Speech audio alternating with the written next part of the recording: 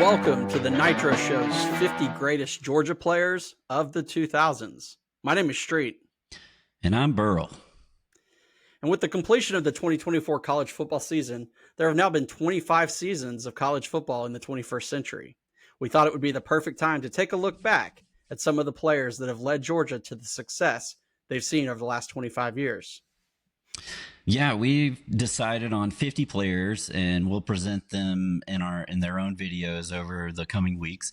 Each player video will contain a brief profile of the players and will be followed by a discussion of our memories and why that person's on the list. Yeah, and just a few things that we considered while we were compiling this list. Number one, that the player had to have played at least one season in the 2000s. That's from 2000 through 2024. Number two, no active players were considered. So sorry, Brett Thorson, you won't be the punter on this list. Number three, we only considered their college careers and looking at their greatness, while their future aspirations in the NFL are part of their story, and where they get drafted is a reflection on their career. We really tried to focus on what they meant while they were at Georgia.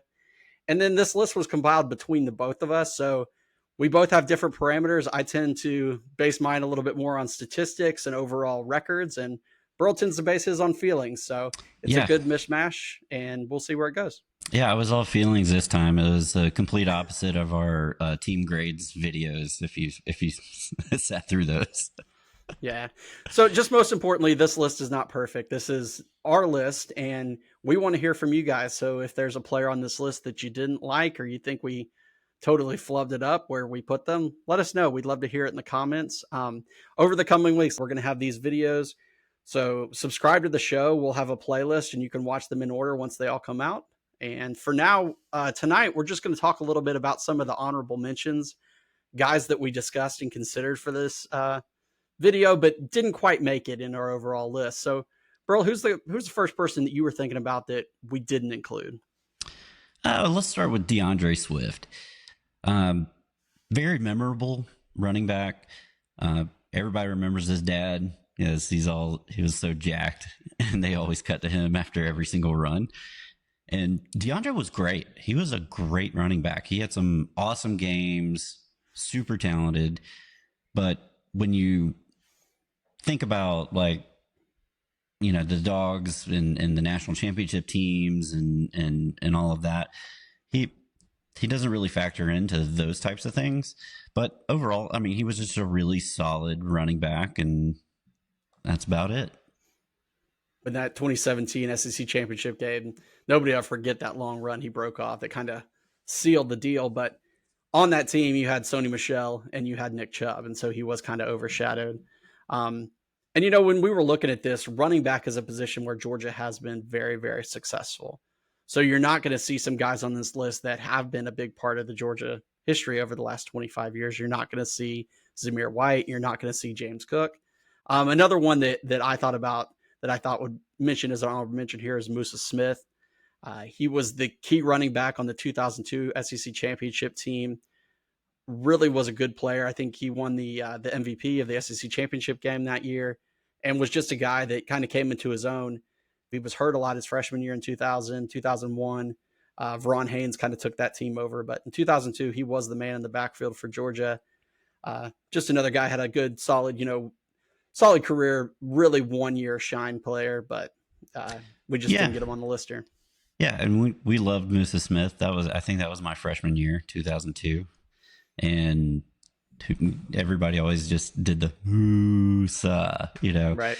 But my biggest complaint about him was I always felt that if anybody tapped him on the shoulder pad, he just fell over. He did run very upright, if I remember. Yeah, but he was still good. Who else are you thinking about, Burl? Say a guy that's really, really memorable and had some flashes there for a little while. Fred Gibson. How could we forget him? Yeah. I tell the story about Fred Gibson that when he decided to commit to Georgia, he was friends with my roommate freshman year. They grew up in Waycross together, and we had a message on our answering machine in our room there from Fred Gibson. It was like, "Hey Patrick, what's up? I'm coming to Georgia," because I think he was committed to go to Florida, I think, for a long time, and he started out right with a bang. His freshman year, he had that game where I think he had over 200 yards receiving at the time, was the school record. Had a couple of long kickoff returns during his career, and was just a good 4-year player. Left Georgia, I think in the top 10 in receiving. Yeah, good career. Not not much to say about that anymore beyond that. Another guy that is probably one of the best linemen that Georgia's produced is Jean-Gilles. Tell us about him. Yeah, a massive offensive guard from the Miami area. I think, was at Georgia from 02 to 05, was an All-American at Georgia, and was kind of a key blocker. He played some as a freshman, but really after that 02 season, was just a dominant force blocking for David Green, DJ Shockley, and all that. One of those big guys that, in the trenches didn't get a lot of, I guess, publicity and credit. I remember when he committed, it was a big deal because I think he was one of Mark Richt's, big 5-star recruits early in his career at Georgia. Just a mammoth man. Yeah, I mean, the most that I remember about him is him playing on the Bengals and getting drafted by the Bengals. And when he got drafted by the Eagles. He got drafted by the Eagles, and when did he end up on the Bengals? I don't know, but he got drafted by the Eagles. Well, I just remember him playing for the Bengals. Yeah, that's all right. Earlier you were talking about Fred Gibson, and obviously Georgia has never had crazy receivers. We're not Ohio State, we're not Alabama, but we've had a lot of solid guys, and Fred Gibson was one. We've also had some guys that have done a little bit of everything, so not just been receivers. And one immediately comes to mind was Isaiah McKenzie. This is a guy who, was a high school teammate of Sony Michel, and when he came to Georgia, he was kind of the afterthought of that deal. It wasn't like they were a package deal or anything, but Isaiah McKenzie was more of the special teams guy. They used to call him the human joystick. He got to Georgia, and looking back, man, he really, really had some good games at Georgia. He's one of the best returners in SEC history. He had 5 punt returns for touchdowns and a kickoff return. And ironically, one of that kickoff return came in a game when he also had a punt return. That was against Kentucky.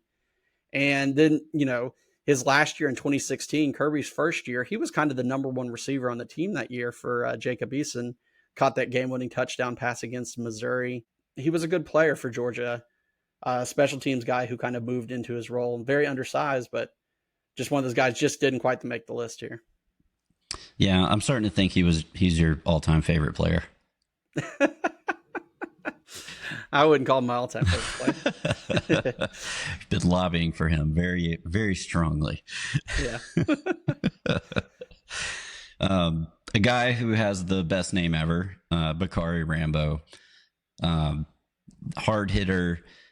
Just loved watching him play. Yeah, I mean, I think his real introduction to Georgia when he was a freshman in 2009, in that Auburn game, it was that back and forth Auburn game, and they tried to throw a pass kind of right at the goal line, and he just leveled into the guy, which now it would have been targeting, but he hit him so hard he knocked himself out, and his arm went stiff, and they had to bring the ambulance on the field. It was a pretty scary situation. He was okay, but at that point you were like, oh, Rambo just killed somebody.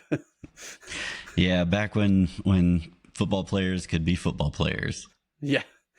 And stat-wise, he was a very impressive player, too. He led the country in interceptions in 2011, missed part of his last year in 2012 due to suspension. I think he left Georgia as Georgia's all-time leader in interceptions. So another one of those good players that just didn't make the list. Speaking of safeties, we had another guy that was important to the national championship team in 2021, Lewis Cine. Incredibly hard hitter in this modern era where you can't hit hard. He still did. Was very, very important in that national championship game against Alabama. I think he was the defensive MVP in that game. Georgia probably doesn't, I don't know if they have a national championship if not for his efforts in that game.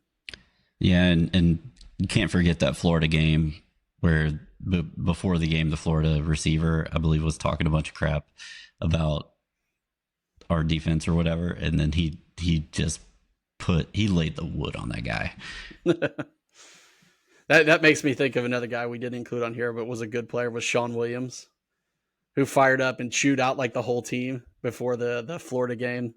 I think in 2011, and then he like destroyed a Florida guy and got like thrown out of the game. But that was a guy that feared nobody. Hey, Florida will do that to you, man. A couple guys that are kind of linked together because they were kind of the opposite ends of the defensive lines. Charles Johnson and Quentin Moses. Both of them were definitely forces on the outside.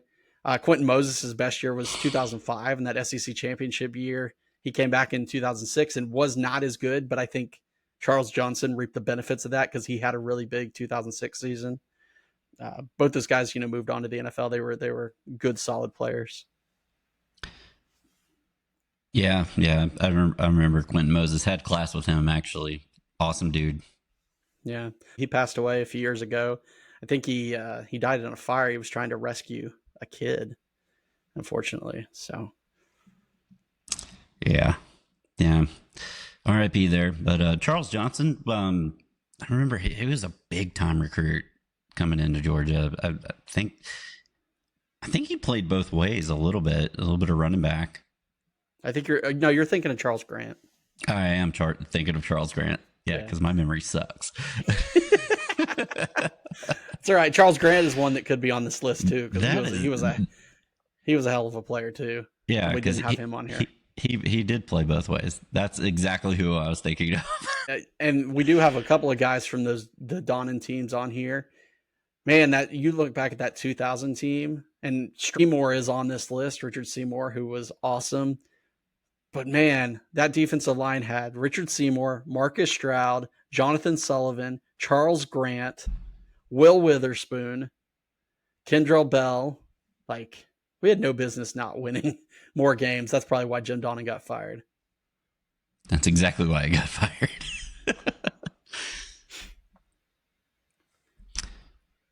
All right. Anybody else you want to talk about? There's a couple defensive backs I think that didn't make our list here, but were really good players. Jermaine Phillips, Tim Wansley, Demario Minter, Tim Jennings. All those guys kind of in those early Rick years were really, really solid players. But yeah, like I said, we've tried to make this list. We've covered, the coaches that we've had. We tried to sprinkle in a few players from some different positions and tried to not load it all down with linebackers and running backs. But I think this is going to be a fun exercise. And like I said, we look forward to hearing back from the viewers who they think we messed up on. Yeah, tell us where we got it right and tell us where we're idiots. We love it. All right. Well, in the next couple of weeks, we'll be starting the countdown, starting at number 50, going all the way to 1. Until then, I'm Street. I'm Burl. Go Dogs. Go Dogs.